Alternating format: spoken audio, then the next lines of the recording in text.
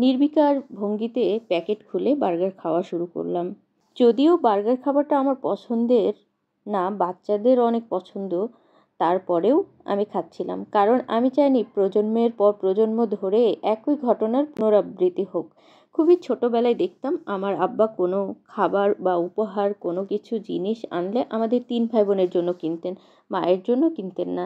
যেমন তিনি দোকান থেকে 3টা আইসক্রিম, 3টা চিপসের প্যাকেট, 3টা কোক আমাদের জন্য কিনতেন। অথচ বাসায় যে আরও একজন মানুষ আসছেন, আমরা যে 4 জন মানুষ থাকতাম, আমার মা বিষয়টা কখনোই তিনি মাথায় আনতেন না।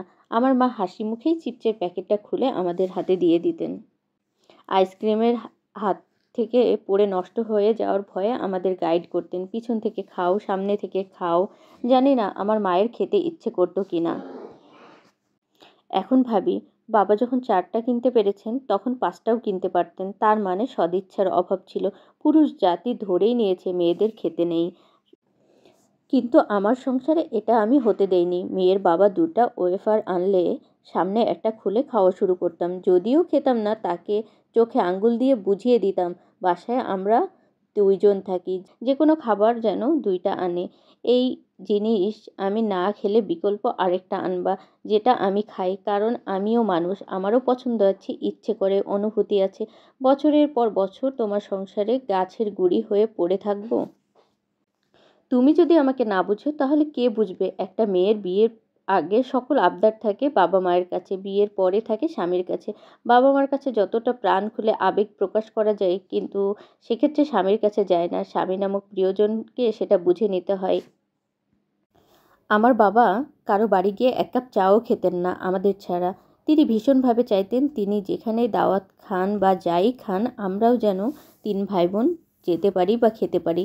কোনো কারণে আমাদেরকে ছাড়া যেতে হলে তিনি বাড়ি ফিরেই হোটেল থেকে আমাদের জন্য সেম খাবার নিয়ে আসতেন। সেই খাবার আমাদের খাইয়ে দিতেন। অথচ আমাদের মাকে নিয়ে তার কোনো চিন্তা ছিল না। এখন ভাবি, মা কি সেগুলো খেতে চাইতো না? না করার তো কথা নয়, তিনি গৃহবধূ ছিলেন। সারাক্ষণ আমাদের সাথে ঘরেই থাকতেন, নিজের হাতে বানানো খাবারই খেতেন। কখনো একা কখনো বাইরে যাননি, নিজের ইচ্ছের কোনো খাবারই কখনো খেতে পারেননি, প্রতিফলন করেননি।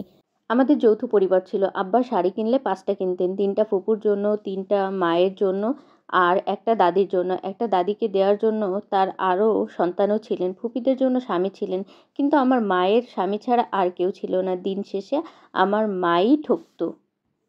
আমিও বিয়ের পরে যৌথ পরিবারে থাকি, কন্যার বাবাও সেম কাজ করেন। একদিন ড্রেস আনার পর 5টাই রেখে দিয়েছি, তাকে বললাম সবগুলোই আমার লাগবে।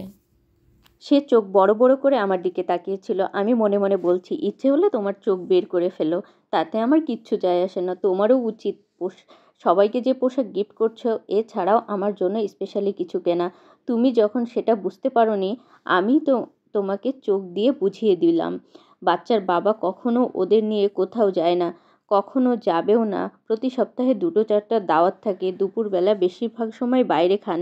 একদিন এত মেজাজ খারাপ হলো যখন শুনলাম একটা দাওয়াতে সবার সবার ছিল, পরিবারের, শুধু তিনি একা ছিলেন। ওই দিন আমি কারো অনুমতি না নিয়ে রেডি হয়ে বাচ্চাদের নিয়ে বাইরে থেকে ঘুরে এলাম, বাচ্চাদেরকে রেস্টুরেন্টে খাইয়ে আনলাম। নারীদের জীবন কখনো মসৃণ হয় না, জীবনের পরতে পরতে বন্ধুরতা। কেউ আপনার ইচ্ছে অনিচ্ছের মূল্য দিবে না, আপনার জায়গা আপনাকেই নিতে হবে, হয় বুদ্ধি দিয়ে, না হয় বিচক্ষণতা দিয়ে, কারণ অধিকাংশ পুরুষই নারীদের মানুষ মনে করে না। এই গল্পটা এক আপুর ওয়াল থেকে নেওয়া। আপনাদের কেমন লেগেছে অবশ্যই কমেন্ট করে জানাবেন।